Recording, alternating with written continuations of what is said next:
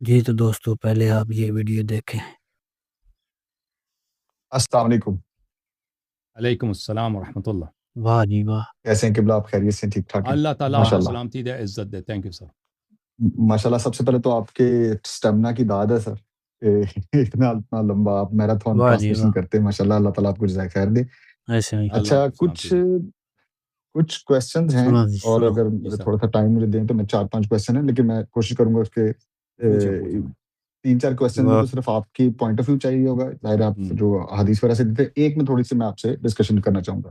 تو ٹھیک۔ سب سے پہلے تو قبلہ، جس طرح آپ واہ سورہ حجرات کے، میں نے آپ کے ملٹیپل جو ہے نا اس کے لیکچر سنے ہیں، تو اس میں آپ اکثر ترجمہ جب کرتے ہیں، جب یہ فوقہ صوت النبی کی بات جب کرتے ہیں، تو آپ ہمیشہ یہ بات کرتے ہیں کہ رسول صلی اللہ علیہ وسلم کی بارگاہ میں آوازوں کو بلند کرنا جو ہے یہ ان کی گستاخی ہے، جبکہ جب ہم ترجمہ دیکھتے ہیں تو واہ، فوقہ صوت النبی میں تو یہ ہے کہ رسول سے آوازوں کو، ان کی آواز سے اپنی آوازوں کو بلند نہ کرو، جو کہ ایک زیادہ دوستو بڑا سنیے کرائم گا، ہے۔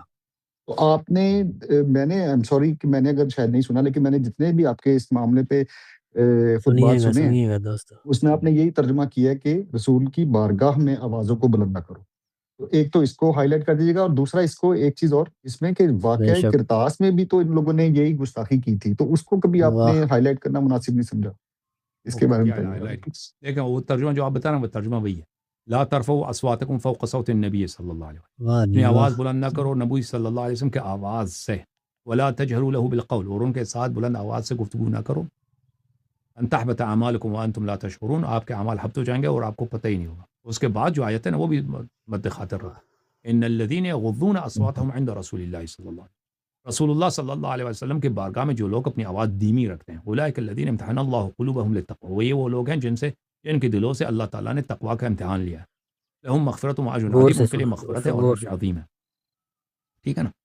تو آواز کو رسول صلی اللہ علیہ وسلم، چاہے رسول صلی اللہ علیہ وسلم ساکت ہوں، ان کے بارگاہ میں آواز کو دھیمی رکھنا یہ واجب ہے، ان کو بلند آواز کو بلند کرنا یہ بے احترامی۔ اچھا، واقع قرطاس میں رسول صلی اللہ علیہ وسلم نے جب کہا کہ میرے قلم کاغذ لے کے آؤ، تو عمر نے مخالفت کی، تو وہاں پر نزاع شروع۔ کچھ صحابہ رسول صلی اللہ علیہ وسلم کے سپورٹر تھے، رسول صلی اللہ علیہ واہ وسلم کے موافق تھے، کہتے تھے کہ قلم کاغذ لانی چاہیے اور ان کو لکھنے دیا جائے، اور کچھ لوگ جو تھے عمر کے ساتھی تھے، عمر کے ساتھ تھے، کہتے نہیں سنیے گا لکھنے دیا جائے، دوستو، تو اس وقت ان کی آوازیں بلند واہ ہوئی۔ جی ٹھیک واہ، ہے نا؟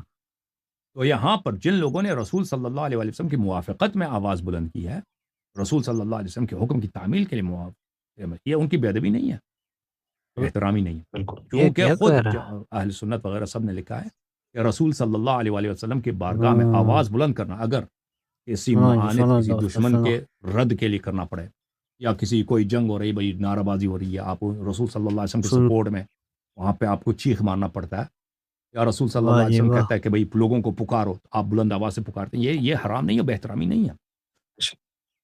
واقع قرطاس میں آوازیں جو بلند ہوئی ہیں، دو طرح کے لوگ تھے نا، ایک تو جو رسول صلی اللہ علیہ وسلم کے موافق ہیں کہ بھائی اطاعت کیا جائے، لکھنے دیا جائے، تو وہ جو معاند لوگ ہیں، جو سرکش لوگ ہیں، ان کی رد کے لیے کہہ رہے ہیں نا وہ آواز واہ بلند جی کر رہے واہ، ہیں، وہ تو رسول صلی اللہ علیہ وسلم کے سپورٹ میں آواز بلند کر رہے ہیں، ان کی تو ہم داد دیتے ہیں بھائی، ان پہ کوئی ملامت نہیں ہے۔ ہاں، وہ جو پارٹی عمر کی پارٹی ہے، وہ صحابہ، بے وہ شک گروہ جو بے کہتے ہیں شک، نہیں لکھنے دیں گے بھائی، ایسا ہی، کہ وہ ہذیان کر رہے ہیں، نستجیر باللہ، وہ ان کی آواز بلند کرنا یہ کفر ہے، اور یہ جو ہے حبط عمل ہے۔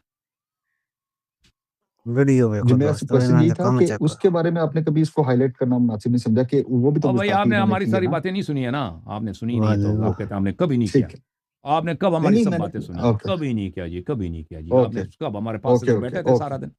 ہم نے کبھی نہیں کیا۔ نہیں نہیں، ٹھیک ہاں جی، ٹھیک ہے۔ صحیح ہے۔ اچھا، اس کے بعد کوشچن بے یہ ہے شک کہ بے شک، جو تشہد میں علیم اللہ کا ایک معاملہ ہے، اس واہ میں میں جب یہ تقلید کے دور میں ہوا کرتا تھا، تو اس میں نے خامنئی صاحب کی جو توضیح المسائل تھی نا، اس میں پہلے یہ اس پہ سوال ہوتا تھا، بعد میں انہوں نے ڈیلیٹ کر دیا۔ وہ سوال یہ تھا کہ ان سے پوچھا واہ گیا جی کہ جی واہ، کیا یہ پڑھا جا سکتا ہے، تو انہوں نے جملہ یہ لکھا کہ ان امور کا نماز میں بجا لانا جو شرع میں وارد نہیں ہوئے، اس قصد سے کہ وہ شرع میں وارد ہوئے ہیں اور واہ جی تشہد کا واہ، جز ہیں، نماز کو باطل کر دیتا ہے۔ تو کیا یہ بات ٹھیک ہے اگر کوئی شخص واجب سمجھ کے تشہد میں نہیں، یہ علیم اللہ بکواس پڑھتا کر ہے؟ رہا ہے، یہ بکواس کر رہا ہے نا، یہ نہیں، وہ دیکھیں، ہوں، وہ واجب سمجھ کر یہ دیکھیں جو حدیث میں ہے واہ کہ آپ لوگوں کے ساتھ اگر بات کریں، لوگوں کے ساتھ بات کریں یا لوگوں کی باتیں کریں، واہ جی وہ واہ نماز آپ کو باطل کر لیتا ہے۔ مثلا آپ نماز میں بیٹھے ہیں کہ ایک دفعہ آپ کہتے ہیں کہ کڑھائی مجھے پسند ہے، تو یہ اگر آپ نے یہ قصدن کہہ دیا، دنیائی باتیں، لوگوں کی باتیں، ٹھیک ہے، یا اپنی بیوی سے کہتے ہیں کہ بھائی چائے بناؤ، تو یہ آپ کی نماز کو باطل کر دیتا ہے۔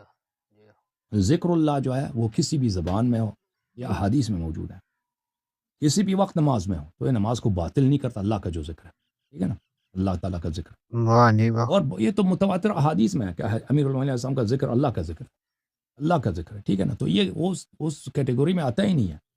ہر طرح کا کلام نماز کو باطل نہیں کرتا، وہ کلام باطل کر لیتا ہے جو واہ کیا ہے، کلام لوگوں کے ساتھ مکالمہ ہے، لوگوں والی دنیا والی مکالمہ ہے۔ آپ نماز میں کہہ دیں کہ کنگھی کہاں ہے بھائی، آپ نماز میں کہہ دو کہ ٹی وی آف ہے، یا واہ کہہ دو کہ بھائی مجھے کھانا چاہیے، مجھے بھوک لگی ہے، یہ چیزیں آپ ہر نماز کو باطل کر دیتی ہیں، ٹھیک ہے نا۔ اگر کوئی چیز شرع میں وارد نہیں ہے، تو آپ کہہ دیں یا اللہ میں فقیر ہوں، مجھے پیسے دے دو، اردو میں یہ نماز واہ کو جی بالکل واہ باطل نہیں کرتا۔ یہ خامنی صاحب نے بالکل بکواس کی ہے، یہ حدیث میں موجود ہے، آپ نماز میں کسی وقت بھی اللہ کا ذکر کر سکتے ہیں، دعا کسی بھی زبان میں کر سکتے ہیں، ٹھیک ہے نا۔ یا اللہ میں وہ میں جو بیمار، ہاں میرے والد بیمار ہوں، کو شفا دے دو، میں مقروض ہوں، پیسے ادا کرو، یا اللہ قرضہ ادا کرو، پنجابی میں کہہ دو، یا بالکل نماز کو باطل، یہ عبادت ہے، ٹھیک ہے۔ اور پھر آپ ایک ذکر، جو ایک واہ چیز جی جو واہ ذکر ہے، واہ امیر المومنین علیہ السلام کا کے فضائل کا ذکر، وہ اللہ کا ذکر ہے۔ اشہد ان، یہ کہ آپ کہتے ہیں ذکر کے طور پہ کہ اللہ کو یہ بات پسند ہے، اللہ دیکھ لے بھئی، اللہ تو دیکھ لے کہ میں تیرا بندہ ہوں، میں تیرے امام سے، تیرے حجت سے پیار کرتا ہوں، میں اس کا مخالف نہیں ہوں، معاند نہیں ہوں، میں اس سے پیار کرتا ہوں، میں تیرے رسول کا امتی ہوں اور تیرے رسول صلی اللہ علیہ وآلہ وسلم سے پیار کرتا ہوں۔ اشہد ان محمد رسول اللہ واشہد ان علی ولی اللہ واشہد ان فاطمہ الزہرا سید النساء العالمین، یہ سجدے میں کہو، یہ واہ رکوع میں جی کہو، واہ یہ تشہد میں کہو، واہ ٹھیک ہے نا۔ یہ ذکر ہے، یہ اللہ سے تقرب کا بہترین راستہ ہے، بے شک اللہ کی عبادت یہی ہے، سمجھ میں آئی نا بات آپ کو۔ اور پھر حدیث میں موجود ہے کہ جب بھی تم شہادتین پڑھا کرو تو شہادت ثالثہ پڑھا کرو۔ تو یہ جو خامنی، میں نے جیسے عرض کیا نا، خامنی صاحب کو کیا تھا بیچارہ، وہ ایک سیاسی مولوی ہے نا، جیسے آپ کے شہر میں سیاسی مولوی ہوں گے نا جس کو دین نہیں واہ آتا، جی واہ تقریر وقیر کرتا امریکہ، یہ اسی طرح ٹائپ کا مولوی تھا یہ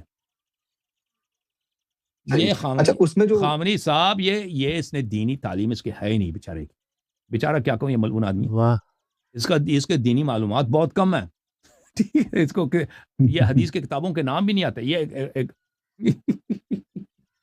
اس کا ایک واہ کلپ جی ہے بھائی، واہ کلپ ہے، ایک بہت ہماری مشہور کتاب ہے غیبت النعمانی، یہ ہماری مصادر کی کتابوں میں سے ہے، امام زمانہ علیہ السلام کے متعلق کتاب ہے، جو بہت یعنی شیخ صدوق کے زمانے سے بھی پہلے کی کتاب ہے، بہت مشہور ہے۔ یہ گیا تھا واہ جی تہران میں، واہ ابھی 2 سال پہلے کی بات ہے، 2-3 سال پہلے، وہاں پہ تہران میں ایک بہت بڑی بک ایگزیبیشن ہوتی ہے ہر سال، کتابوں کی ایگزیبیشن ہوتی ہے، وہ ایگزیبیشن سمجھتے ہو نا، ڈسپلے جی ہوتی ہے، مختلف جی پرنٹرز جی آتے ہیں ادھر، پرنٹرز آتے ہیں، پبلشرز آتے ہیں ادھر، بالخصوص اسلامی فارسی کی کتابیں، اور مثلا مختلف سیاسی کتابیں، میڈیکل کتابیں جو ایران میں واہ دستیاب ہیں، وہ سب پبلشرز آتے ہیں اپنی کتاب، واہ یہ جی کبھی واہ کبھار ادھر جاتا ہے، تو یہ 2-3 سال پہلے گیا تھا ادھر، وہاں پہ ایک ٹیبل تھا، پبلشر وہاں پہ غیبت نعمانی رکھا تھا، اس کو پتہ نہیں تھا یہ شیعہ کتاب ہے، یہ کون سی کتاب ہے، یہ اس کو یہ کہہ رہا ہے کہ بھائی وہ آدمی اس کو سمجھا رہا ہے، وہ لڑکا نوجوان سمجھ رہا ہے کہ یہ حدیث کی کتاب ہے، یہ شیعوں کی کتاب ہے، یہ آدمی ہے بوڑھا، اس کا داڑھی ہے، یہ سید ہے، پتہ نہیں سید ہے بھی کہ نہیں، اس نے امامہ وغیرہ رکھا ہوا یہ، لیکن یہ 2 نمبر کا جاہل آدمی ہے، یہ اس کو آتا واتا کچھ بھی نہیں ہے، یہ جو فتوے بھی دیتا ہے نا، یہ ہم تو قوم میں تھے یہ جب مرجع بنا، یہ اس کے دفتر میں، اس کو خود پتہ ہی نہیں ہوتا وہ مسائل کا جواب، یہ خمینی صاحب کے دفتر میں جو لوگ مسائل کا جواب دیتے تھے، وہاں پہ ایک سید عباس حاتمی صاحب، اس طرح نام تھا، ایک آدمی تھا سید عباس حاتمی یا سید حاتم عباس، اس واہ طرح جی نام تھا، واہ وہ ان کے استفتاؤں کا جواب دیتا، اور ایک سید جعفر کاظمی تھے جو سید جعفر واہ نام تھا، میں نام بھول گیا، میں ان کو جانتا تھا، ان کے دفتر میں جو استفتاء، وہ ان کے دفتر میں جو استفتاؤں کے جواب دیتے واہ تھے، جی سب لوگ واہ جانتے تھے کہ خامنی سے بہت زیادہ مسائل حلال حرام کا جواب دیتے تھے، وہ جانتے ہیں، اس سے بہت بہتر جانتے ہیں، اور وہ اس کا اپنا فتویٰ تھا ہی نہیں، اس کے واہ اپنے جی فتووں واہ کا کسی کو پتہ ہی نہیں ہے، اس نے خود ان کو واہ بتایا تھا کہ جو خمینی صاحب کا فتویٰ یہ میرا فتویٰ ہے، ٹھیک ہے نا, جو خمینی صاحب نے جو حلال حرام اسی کے مطابق جواب, وہی میرا فتویٰ ہے. تو وہ بھائی لوگ سمجھتے ہیں کہ ہم خامنئی کی تقلید کر واہ رہے ہیں. جی واہ وہ سب جواب آ رہتے ہیں, وہ واہ جتنے جوابیں ہیں وہ خمینی صاحب کی جوابیں ہیں, وہ ان کے فتووں کے مطابق جواب دیے جاتے ہیں. اس آدمی کے پاس کچھ بھی علم بھی نہیں, کچھ بھی نہیں ہے, اس کو قرآن بھی صحیح پڑھنا نہیں آتا. خامنئی واہ جی واہ یہ بہت ہی ایسے نہیں. بدنام آدمی ہے, یعنی بہت اس کی جوانی جو ہے نا بہت بدفعلی میں سنو گزری. جی سنو اب سمجھ رہے ہیں نا میں کس کی طرف اشارہ کر رہا ہوں. جی جی جی میں سمجھ رہا ہوں, بالکل سمجھ یہ رہا ہوں. مدرسے میں اچھا گیا تھا نجف اشرف میں, واہ نجف اشرف میں پڑھنے کے لیے گیا تھا. تو یہ اس کا باپ ہی نہیں ہوتا, اس کو کوئی پروٹیکٹ کرنے والا تو ہوتا نہیں. وہاں پہ گنڈوں نے واہ اس کو بلانا شروع کیا تھا نا. تو وہاں پہ اس زمانے میں نجف میں ایک بہت بڑا عالم دین تھا, یہ 50s کی بات ہے. جی جی اس کا نام ہے آغا بزرگ تہرانی. وہ بہت مشہور آدمی ہے, اس کا مقبرہ بھی ہے وہ نجف اشرف میں, اس کا کتاب خانہ بھی موجود ہے. واہ تو اس نے اس کے والد کو خط لکھا تھا کہ بھئی آپ یہ جو لڑکا آپ نے بھیجا ہے یہ جو ہے بد اخلاقی میں مبتلا ہو رہا ہے اور یہ ہم دوستو سب ایرانیوں سنیے کی گا بدنامی کا سبب ہے, اس کو بلا لو واپس. تو اسی لیے نجف میں نہیں ٹھہرا, اس کو واپس بلایا گیا کیونکہ یہ آدمی جو تھا اس سنیے گا کے دوستو. برے عادات تھے. اب بھی وہ چل رہا ہے اس کا عادت, اب میں آپ کو اس کو میں بتا نہیں سکتا. اس بے کے شک آفس میں بہت بڑا اسکینڈل ہوا تھا نا, ابھی 5-6 سال پہلے کی بات ہے. واہ اس کا ایک پسندیدہ قاری ہے, اس کا نام توسی ہے. یہ میں آپ کو بتاتا ہوں, یہ باتیں جو واہ میں جی بتا رہا ہوں واہ یہ اس کے بہت زیادہ شواہد موجود ہیں, بہت زیادہ انٹرویوز موجود ہیں, اتنے زیادہ. تو اس لڑکے کو, یہ نوجوان لڑکا تھا, کوئی 15-16 سال کا لڑکا تھا, یہ قاری قرآن اچھا پڑھتا تھا, خوبصورت تھا. تو یہ اس زمانے میں صدر تھا یہ خامنئی صاحب نے اس کو بلایا اپنے پاس. تو یہ اس کے ساتھ تھا, خامنئی کے ساتھ ہمیشہ تھا. چاہیے اب یہ تو وہی کب یہ صدر تھا, یہ 30-35 سال پہلے صدر تھا نا. اب تو وہ قاری بوڑھا ہے, 50-60 سال اس کی عمر ہے. غور سے سنا دوستو ابھی غور جو سے. ہے اللہ جانتا ہے, خدا کی قسم شاید 10 سے زیادہ انٹرویو ہے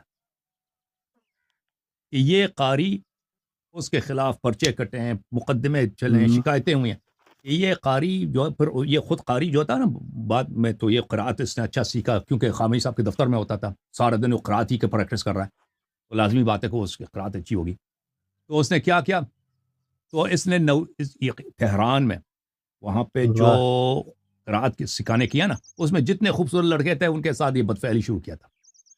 والدین کی شکایتیں, استغفر ہاں, اور یہ خامنئی کے سنیے ساتھ گا بالکل سنیے دفتر گا میں تھا. اچھا اس کے خلاف پرچہ کٹا واہ جی مختلف واہ عدالتوں میں. تو اس زمانے میں یہ 5-6 سال پہلے کی بات ہے, یا شاید اس سے زیادہ ہوا. تو اس نے کہا کہ کوئی مجھے ٹچ ہی نہیں کر سکتا, اگر میں چلا گیا تو میرے ساتھ بہت سارے بڑے یہ چلے کیا جائیں گے. کہہ اس نے رہا کہا تھا جتنے پرچے کٹے کچھ بھی نہیں ہوا, وہ اعلان کہ اس کے خلاف اتنی شکایتیں, میں نے خود سنو اپنی جی آنکھوں سنو سے دیکھا ہے. دوستو سنو. 15 سالہ 17 سالہ 18 سالہ لڑکوں کا کہ کہتے تھے کہ ہم واہ جی واہ قاری قرآن تھے, اس نے ہمارے ساتھ برے فعل کرنے کی واہ کوشش کی یا برا فعل انجام دیا ہے. تو وہ ابھی تک خامنئی صاحب کے آفس میں کام کر رہا ہے, ابھی تک اس کے ساتھ ہے, ابھی وہ واہ شخص, جی واہ ٹھیک ہے نا. اور وہ تو ایسے نہیں. اور پھر جرنلسٹ, مختلف جرنلسٹ سنو کی جی باتیں سنو. جو میں آپ کو بتا رہا ہوں نا, یہ ایران میں کافی مشہور ہیں. اس کا خامنئی صاحب کے متعلق دیکھیں, واہ کیونکہ اس انفارمیشن ان کے متعلق بہت کنٹرول ہوتا ہے ایران میں. ان کا کوئی تصویر نہیں ہے, خامنئی صاحب کا کوئی تصویر نہیں ہے انڈیپینڈنٹ جرنلسٹ کا. سب واہ جتنے تصاویر خامنئی صاحب آپ کو ملتی ہے نا, ان کے اپنے آدمی کا ہے. آپ کو ایک کلپ آپ خامنئی صاحب کا اب نہیں ملے گا کہ ان کے آفس کا نہ ہو, ان کے اپنے آدمی کا. یعنی ایک عام آدمی اگر کوئی ان کا تصویر, کوئی عام جرنلسٹ, کسی کے پاس اجازت ہی نہیں ہے کیمرہ لے جانے کا, ان کا کوئی انٹرویو نہیں ہے, سب ان کے اپنے آدمی ہیں. واہ ان کے جتنے آپ کو کلپس نظر آتے ہیں, جتنے آپ کو تصاویر نظر آتے ہیں, جتنے بیانات آتے ہیں, وہ سب دوستو انڈیپینڈنٹ کچھ بھی سنیے نہیں گا. ہے, سب ان کے سینسرشپ سے گزر کے ریلیز ہوتی ہیں. سمجھ میں آئی نا بات آپ کو؟ ان کے متعلق جتنا انفارمیشن ہے سنیے گا سب سنیے گا پروٹیکٹڈ ہے. دوستو. دوسرے مثلا ملک کا صدر ہے, اس کے متعلق آپ لوگ تصویر اتارتے ہیں, دوسرے جرنلسٹ تصویر, لیکن خامنئی صاحب کے لیے نہیں ہے. خامنئی بے صاحب کے شک متعلق کچھ بھی ایک انفارمیشن نیوز آپ ایران میں چھاپ نہیں واہ سکتے, پبلش نہیں کر سکتے, مگر یہ کہ ان کے اپنے آفس سے اس کی اپروول لیا جائے پہلے. تو اس لیے یہ باتیں جو میں آپ کو بتاتا ہوں نا, واہ ان جی کا واہ آفیشلی ان کا ثبوت دینا بڑا مشکل ہے, لیکن یہ باتیں بڑے مشہور ہیں علماء کے درمیان, سینئر علماء کے درمیان, پرانے علماء کے درمیان بڑے مشہور ہیں خامنئی کے متعلق. اور اس کے اب میں عرض کروں کہ اس کے اپنے رشتہ داروں کے درمیان, اس کی بدفعلی کی. اور میں آپ کی خدمت میں عرض کروں کہ جرنلسٹ کے درمیان، ایران کے جو جرنلسٹ ہیں ان کے درمیان، وہ جو باہر آ گئے ہیں مثلا ایران میں اب نہیں رہتے، یہ باتیں کافی مشہور ہیں، معروف ہیں. جی سر بات کریں. اچھا، اسی کی کنٹینیوٹی میں جب میری 2-4 مرتبہ سیالکوٹ میں چکے رہتا ہوں تو میری بحث کرنے کی بھی تھوڑی سی عادت ہے، تو علماء سے میری اس معاملے پہ بحث ہوئی بھی علی اللہ کے معاملے پہ. تو انہوں نے جو لاجک آگے سے دی، تو انہوں نے کہا کہ جی نماز میں 2 لاجکس دی. انہوں نے کہا جی نماز میں آپ تکبیرۃ الاحرام کہی، آپ دوبارہ رکوع کے بغیر، یعنی رکوع پہ جانے سے پہلے اگر آپ دوبارہ تکبیرۃ الاحرام کریں تو اللہ کا ہی ذکر ہے تو نماز کو باطل کرتا ہے. ایک تو بات انہوں نے اس میں یہ کہی، نہیں کرتا بلکہ یہ مستحب ہے. یہ مستحب ہے. بکواس اچھا کی اس نے. ٹھیک ہو گیا، یہ ٹھیک ہو اہل گیا. بیت علیہ السلام کا حکم ہے. رکوع میں جانے سے پہلے تکبیر ہے، رکوع سے اٹھنے کے بعد تکبیر ہے، سجدے سے سر اٹھانے سے پہلے تکبیر ہے، سجدے سے میں کلیئر جانے کر سے دوں، پہلے تکبیر ہے. میں کلیئر کر دوں. یعنی کہ انہوں نے کہا کہ رکوع میں تو کرنی ہے، یعنی کہ جانے سے پہلے، اس کے درمیان میں، یعنی کہ جب تکبیرۃ الاحرام کہہ دی اور رکوع میں جانے سے پہ جو کہنا آپ نے اس کے درمیان، بالکل نہیں، یعنی آپ بالکل دوبارہ نہیں، کہہ دیں. بلکہ تکبیرۃ الاحرام کہنے کے بعد دیکھیں، تکبیرۃ الاحرام سے پہلے، تکبیرۃ الاحرام ابھی میں نے کہا نا، میں 2 رکعت نماز اللہ اکبر، اس سے پہلے اس کے بعد 6 تکبیریں یہ مستحب ہے. ٹھیک ہے نا، وہ علماء کو نماز نہیں آتی، ٹھیک ہے. 6 یہ مستحب ہے. اس کے بعد آپ دوسرا اور 7واں جو ہے، 7ویں کو آپ تکبیر الاحرام بنائیں، تیسرے کو بنائیں، یہ 7 تکبیریں شروع میں مستحب ہے. اس میں سے تکبیرۃ الاحرام کسی کو بنائیں، نمبر 1 کو بنائیں، نمبر 2، نمبر 3، نمبر 4، نمبر 5، 6، 7، اس میں سے کسی کو آپ تکبیرۃ الاحرام بنا دیں. اس کے علاوہ تکبیر کہنا یہ مستحب ہے. اس کے علاوہ مزید آپ تکبیر کہہ سکتے ہیں، بالکل کہہ سکتے ہیں. آپ 100 مرتبہ تکبیر کہہ دیں. اللہ کا ذکر ہے، یہ اس میں کوئی حرمت نہیں ہے. نماز کو باطل کر ایسے بکواس کر رہے ہیں، نماز کو باطل کر دیں. اسی دوسری جو لاجک اس نے دی، اس نے کہا جی قرآن مجید میں 7 جگہوں پہ جو واجب سجدہ ہے آپ وہ صورت نہیں پڑھ سکتے اس میں نماز میں، کہ اس میں آپ سجدے کا ایک رکن زیادہ وہ نہیں پڑھ سکتے. وہ ٹھیک ہے ان کی بات، وہ تو حدیث ہے نا. ٹھیک ہے، اوکے. اچھا، اس کے بعد میں پوچھنا چاہتا ہوں قصر نماز کے جو احکامات ہیں کیا ہیں. لائک فار ایگزامپل میں ایک آؤٹ آف اسٹیشن جا رہا ہوں، لیٹس سے کہ میں اسلام آباد جاتا ہوں. اب وہاں پہ میں نے لیٹس سے کہ مجھے زوال کا ٹائم یہاں پہ ہو گیا لیکن میں نے نماز نہیں پڑھی، تو کیا اسلام آباد جا کے میں پوری نماز پڑھوں گا؟ یعنی زوال دوبارہ مجھے پوچھیں، سیالکوٹ میں ہو میں گیا، سن نہیں رہا تھا، دوبارہ پوچھیں. مثلا زوال کا ٹائم مجھے اپنے اسٹیشن اپنے گھر میں ہو گیا سیالکوٹ میں نے نماز لیکن نہیں ادا کی، ٹھیک ہے، میں اسلام آباد چلا جاتا ہوں، تو وہاں پہنچ کے میں کیا پوری نماز پڑھوں گا ہاں یا قصر بالکل. پڑھوں گا؟ اگر ابھی ادا پڑھ رہے ہیں نا، اگر قضا پڑھ رہے ہیں تو آپ کو وہ کامل پڑھنا پڑے گا نا. میں گھر میں تو میں بھی گھر میں ہوں، اور اپنے گھر میں ہوں نا، جی اپنے شہر میں ہوں. جی تو ابھی میں نماز نہیں پڑھتا، میں نکل جاتا ہوں، کہتا ہوں میں جا کے وہ فلائٹ کے بعد میں نماز پڑھوں گا. فلائٹ کے بعد اگر وہ نماز کا ٹائم ہے تو اس کو قصر پڑھیں گے نا، کیونکہ ابھی جس شہر میں ہوں ہاں اس کو قصر پڑھیں گے. لیکن اگر ابھی قضا ہو چکی ہے، قضا اگر ہو چکی ہے تو پھر اس کو، کیونکہ وہ جس وقت قضا ہوئی ہے وہ ہم اپنے گھر میں تھے تو اس کو ادا ہی کرنا، اس کو فل پڑھنا پڑے گا، کیونکہ ہم اپنے گھر میں ہم نے نہیں پڑھا، ہم باہر آئے. اور اگر اسی طریقے سے یعنی کہ اگر ہم جنی نماز کا ٹائم ہے تو ہم اس کو قصر پڑھیں گے، آپ نے کہا. تو اس طرح جب ہم واپس آ رہے ہیں تو تب بھی تو سفر کا اطلاق ہوگا کہ نہیں ہوگا؟ یعنی اپنے اسٹیشن واپس آ رہے ہیں، اسلام آباد سے میں واپس آ رہا ہوں اور اسلام آباد میں نماز کا ٹائم ہو گیا قصر ہاں کا، اگر وہ گھر تو میں پہنچ جب گئے گھر نا تو آؤں گا پھر جو ہی آپ اپنے گھر میں پہنچے پھر تو نماز کامل پڑھیں گے نا. کامل پڑھیں گے، ٹھیک ہو گیا. دوسرا اسی سے قصر سے ملتا جلتا ایک کویسچن یہ ہے کہ اب جیسا میں فار ایگزامپل میں رمضان میں عمرہ کرنا چاہتا ہوں. اب یہ کہتے ہیں، کہا جاتا ہے، اب آئی ایم ناٹ شیور کہ یہ ایکچوئل پوزیشن بھی یہی ہے کہ نہیں، ائمہ کی حدیث کے مطابق کہ 10 دن کا ٹائم کہتے ہیں کہ قصر اگر 10 دن سے زیادہ ہو تو پھر آپ نے پوری نماز پڑھنی ہے، یہ کہا جاتا ہے نارملی. بالکل تو یعنی اگر آپ کہیں جا رہے ہیں نا، کسی بھی شہر میں جا رہے ہیں، 10 دن سے 10 دن یا 10 دن سے زیادہ رکیں گے تو وہاں پہ نماز آپ فل پڑھیں گے. اچھا، اب اس میں چاہے ایک اسٹیشن سے لیٹس سے کہ میں امریکہ ابھی آیا ہوا تھا پچھلے مہینے، تو میں ایک اسٹیشن نیو یارک رہا ہوں، اس کے بعد میں کینیڈا چلا گیا، پھر میں سیاٹل آ گیا، تو یہ ٹوٹل یعنی، اور اگر وہ 10 دن نہیں ایک شہر میں، جب ایک شہر میں آپ 10 دن رہیں گے نا، اس طرح جرنی کی بات نہیں ہو رہی ہے.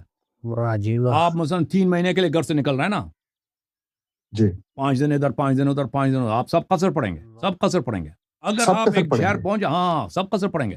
آپ گھر سے نکلے نا، اسلام آباد سے جا رہے ہیں فرض کریں کراچی، وہ ہر شہر میں آپ شہر میں فرض کریں 5 دن رکیں گے نا، وہ آپ کو شہر تو کافی ہے راستے میں، اسلام آباد سے کراچی تک جاتے ہوئے آپ کو شاید 1 مہینے لگے، 2 مہینے لگے نا.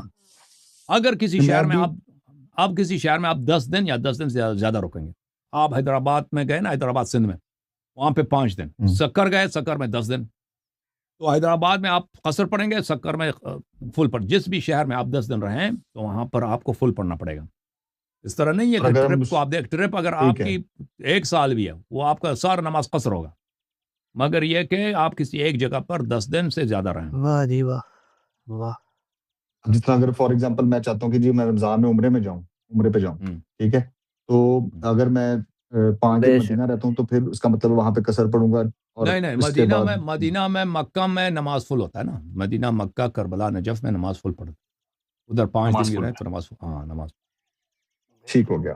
چلیے ہم. Thank you. اچھا اس سے آگے ایک کویشچن یہ ہے کہ جمعے کے بارے میں آپ کا لیکچر سنا ہوا ہے، اس میں مجھے ایک چیز بتائیے گا کہ واہ جی ہمارے واہ. جو ائمہ معصومین ہیں، کیا انہوں نے جمعہ obviously پڑھا تو کسی کی کیا اس میں نہیں ہوگا، کیا انہوں نے کسی اس میں پڑھایا بھی نہیں ہے کبھی بھی؟ کسی حدیث میں نہیں ہے کہ ائمہ علیہ السلام نے نماز جمعہ پڑھا ہے، سوائے امیر المومنین علیہ واہ السلام نے دور خلافت میں پڑھاتے ہوں گے، باقی ائمہ علیہ السلام میں نہیں ہے کہ وہ نماز باقی پڑھا. نہیں. چل ٹھیک ہو گیا.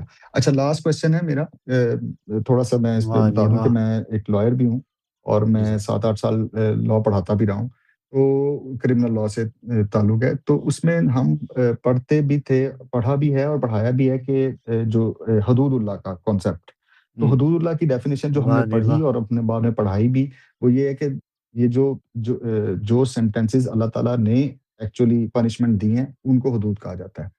ٹھیک ہے، اب آئی ڈونٹ نو کہ اس کو آپ کس طرح دیکھتے ہیں، وہ میں آپ سے بعد میں.